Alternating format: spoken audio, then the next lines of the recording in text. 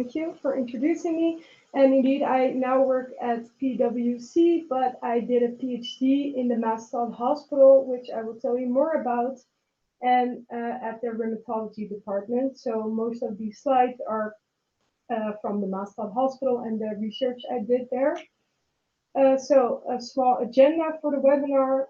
I will come on with some background related to the IPUs, but most of this is already told, I think. Then I will move on to the Maasstad Hospital, the example, and some learned lessons.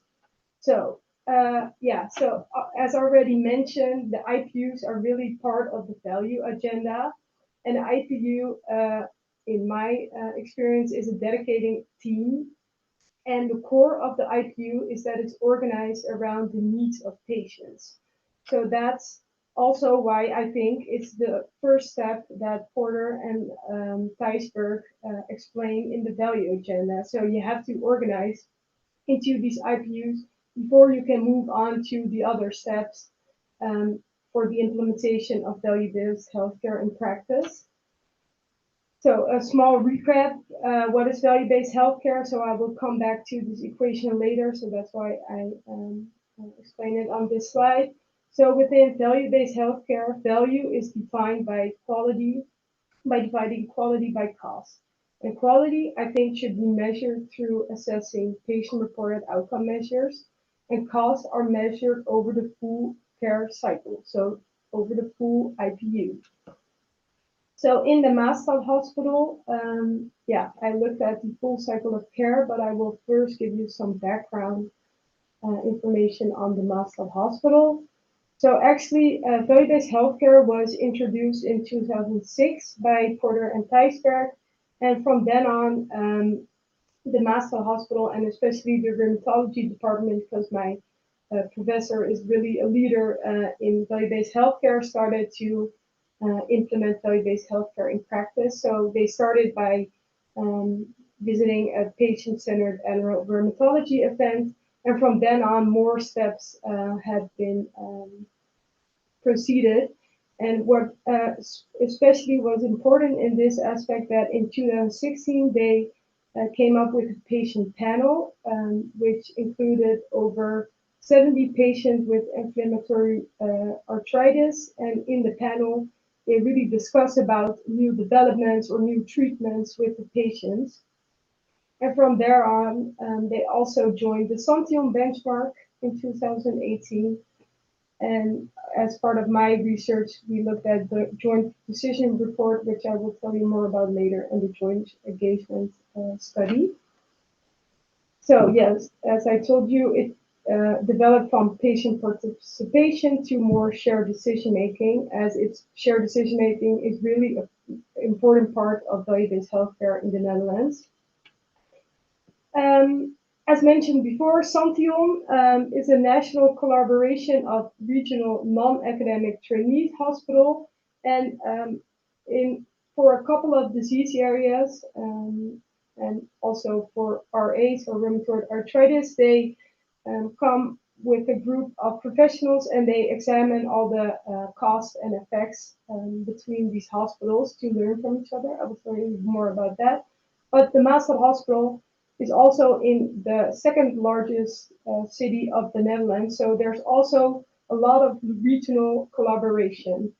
And this is important to also compare the IPUs with other IPUs. So the Better Together is a program that's called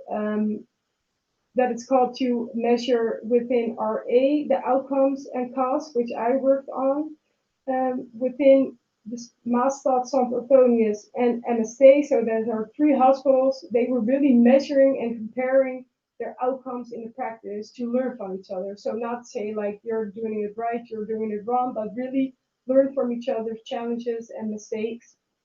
And this is done by so-called improvement teams. So every 6 months, these improvement teams came together, and like nurses, but also patients, psychologists, economists, like everyone is together in a meeting, and they really discuss what are the challenges we see, and where can we move forward with.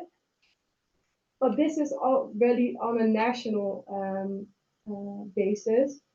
But I focus on the full cycle of care in the Maasstad Hospital, and I focus on RA. So most of you are dermatologists. So RA is like chronic disease, so it needs lifelong treatment. So it has a lot of costs, and it causes swollen and thick joints. So people have like inflammatory periods and more periods with less disease activity, but it's a harsh disease. So in the Maasstad Hospital, they treat around 3,000 patients, of which most of them are female, and on average, the patients are 60 years old.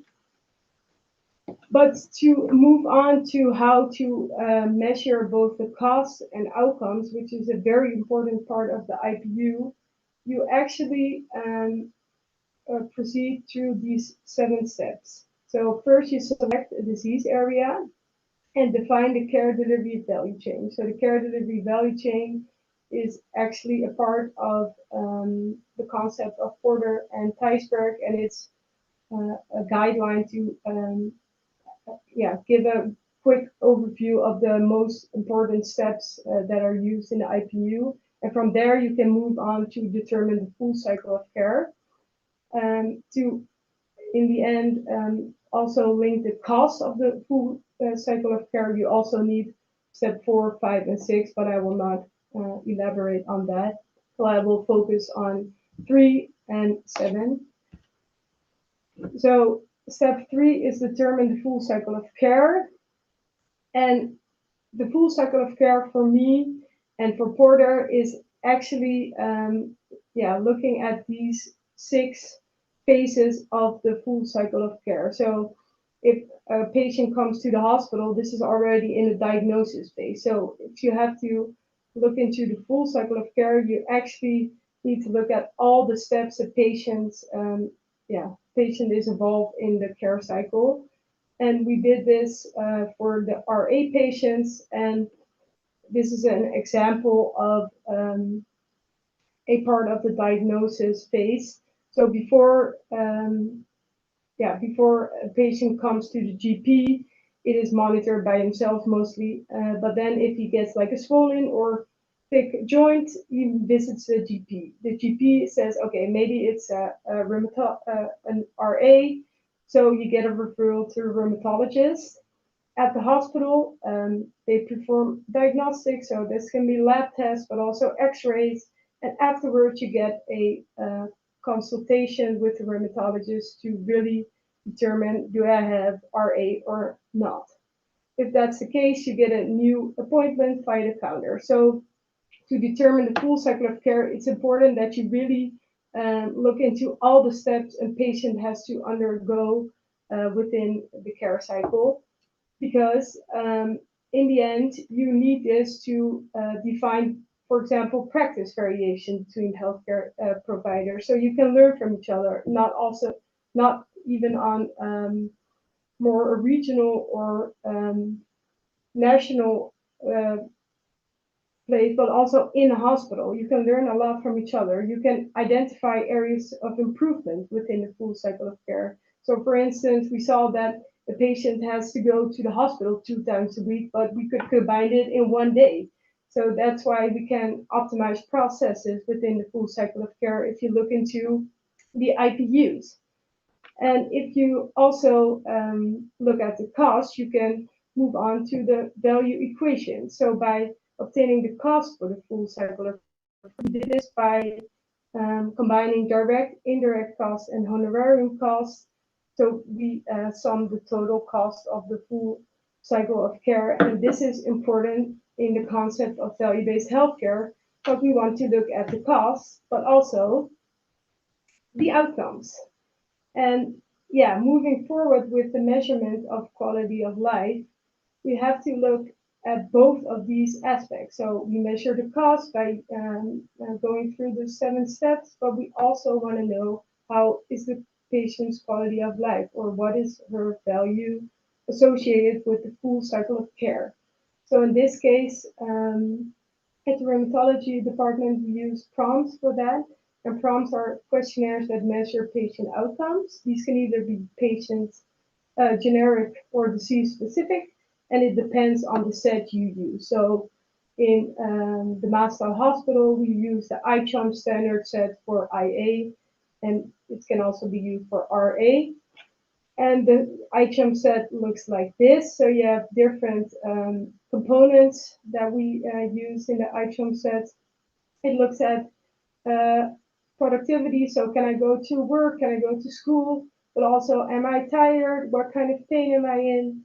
And we combine these questionnaires in a dashboard, which is used actually in the consultation room if people fill out the questionnaires. That is one thing. But if patients fill out the questionnaires and they come to the rheumatologist, they actually see this dashboard. Okay, some of this is in Dutch, but I will guide you through this. At the top of the slide deck, you can see questions to be filled out before the consultation. So they ask, what is the most important subject you want to discuss during the consultation? Do you have any question about the medication? So patients can fill this out before they come to a doctor, so they can think about it, and the consultation is more targeted. So it has benefit for both the doctor, but also for the patient. There are also laboratory results in it, so the doctor can discuss this, and the current medicine use is monitored. And the most important actually of this dashboard is on the bottom of this page. So these parameters are based on the prompt, so that you can see what is my disease activity, what is my physical activity, and you can compare this with the last time you filled it out. So am I improving? What's going on? And you can have a very targeted discussion or conversation with this with your doctor. So we heard from patient that it's that the dashboard is very successful, but not if they fill it out and then the doctor doesn't discuss it. So it's also the doctors on the doctor's behalf of discussing this. And to move on to one of my last slides, I wanted to take as a whole message that the patient panel, so these are the 70 patients that are included in the patient panel can really help you improve your care cycle, so your IPU. Because, for example, we wanted to introduce telemonitoring, and we wanted to introduce this by measuring blood. For example, so we presented the idea to the patient panel, and they commented on the innovation, and they said, yeah, maybe this is possible, but we have to look into it, let us test it. And if they say, no, it's not good, we don't think it's a good idea, then it's a no-go. But if the patient in the patient panel think, yeah, that's quite a good idea, then for the implementation of innovation, this is a very good first step that the patient will apply this in practice. The lessons learned from the full cycle of care and providing insight into the full cycle of care in my case. I think these IPUs are of relevance for benchmarking. So in a hospital, but also on a national level and regional levels, I think IPUs are very good, as you can compare them quite good, and measure outcomes and costs are very important because it's also the core of value-based healthcare. So I think we should both measure costs and outcomes, and co-creation with patients leads to more optimal care delivery. So involve these patients in your full cycle of care to get a more optimal care delivery. Wonderful. Okay.